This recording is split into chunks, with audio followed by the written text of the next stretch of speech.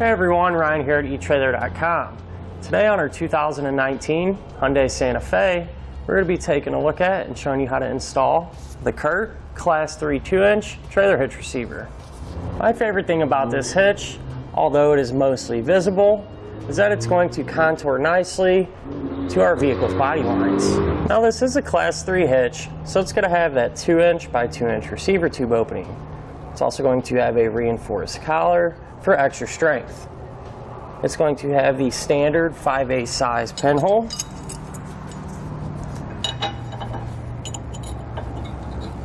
Which the hitch is not going to come included with a pin and clip, but if you need one, you can pick one up on etrailer.com. Now the safety chain openings are plate style.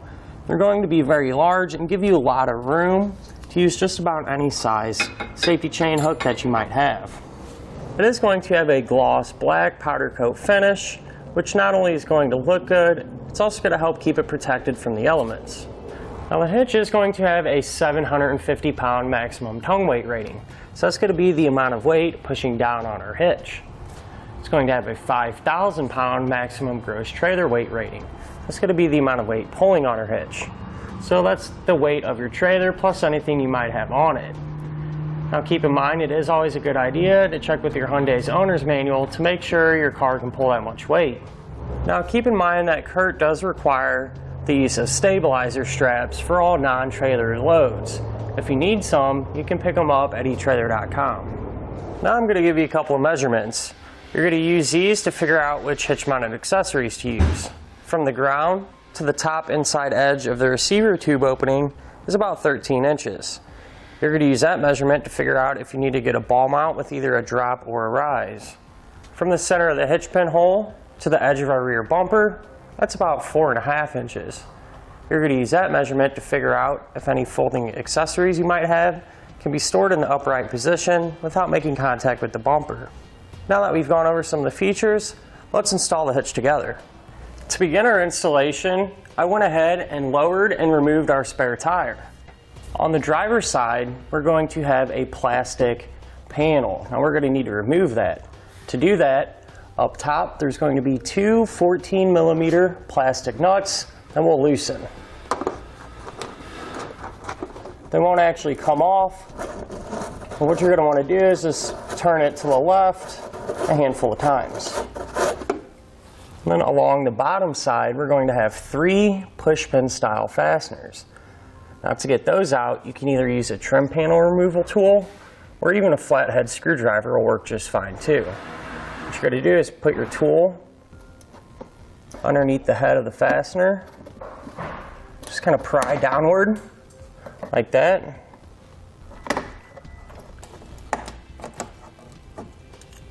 Now we can grab the panel with our hands and pull downward and set it off to the side. Now we're going to need to lower our exhaust, but before we do that, I actually like to use a safety strap and put it on one end of the vehicle to the other and tighten it up a little bit. That way when we do lower the exhaust, we can control how fast it comes down. We're going to have to remove 3 rubber isolator hangers. One here by the tailpipe, and there will be one on the passenger side of the muffler right there. And then one towards the center, right here.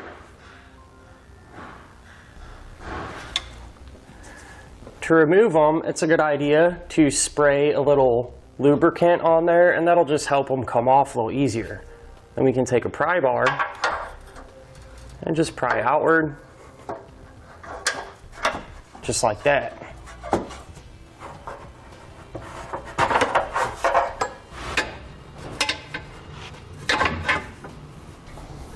Now we can go ahead and loosen up our strap a little bit to lower the exhaust to give us some working room. On each side of the frame rail, there's going to be a rubber plug just like this. We're going to need to remove it. And to do that, you can take a flathead screwdriver, just get underneath it and pull down like that. We'll go ahead and do that to the other side as well. Next, I'd like to point out our attachment points. Over here on the driver's side, we're going to use these 2 holes and this threaded hole in the bottom of the frame rail.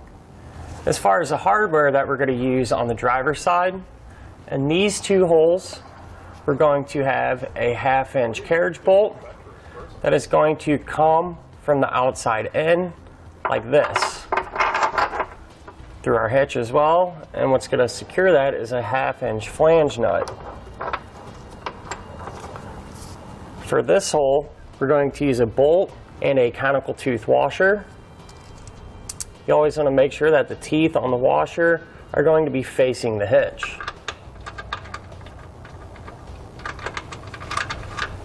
Now over here on the passenger side, it's going to be a little bit different.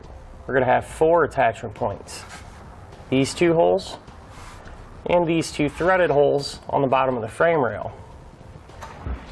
For these 2 holes, we're going to use a 7/16 carriage bolt and a 7/16 flange nut. The bolts are going to go in this way, and the flange nut will go on the other side. For the 2 threaded holes on the bottom of the frame rail, once again, we're going to use these bolts and conical tooth washers. And once again, make sure that the teeth on the washer are going to face the hitch. Now, before we put our hitch into place, it's a good idea to clean out our threaded holes. And I'm going to do that with a tube brush. If you need one, you can pick one up on etrailer.com. Once you clean it out, make sure that your bolt can thread in easily. We're going to do that to the remaining holes that are threaded. All right, now with an extra set of hands, we can go ahead and put our hitch into place.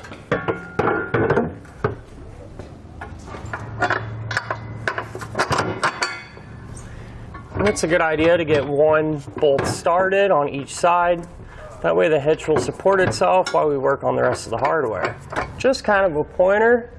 This bolt here on the driver's side, you're going to have to do something a little different to get your flange nut on. What you're going to want to do is push it about flush with the frame rail, and then take your nut and hold it in place over it, and then you can push your bolt forward and thread it on that way. If you try to do it with the bolt pushed all the way out, this little bumper support is going to be in the way.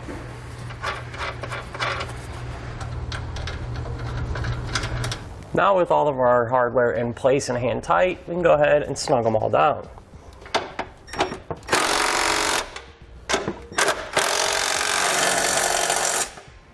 Now we can use a torque wrench to torque all of our hardware down. You can find that torque specification in your instructions.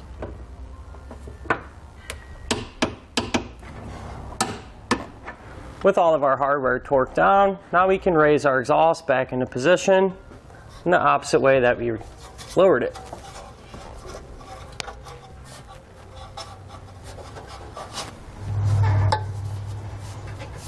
And now with the exhaust secured, you can go ahead and remove our safety strap.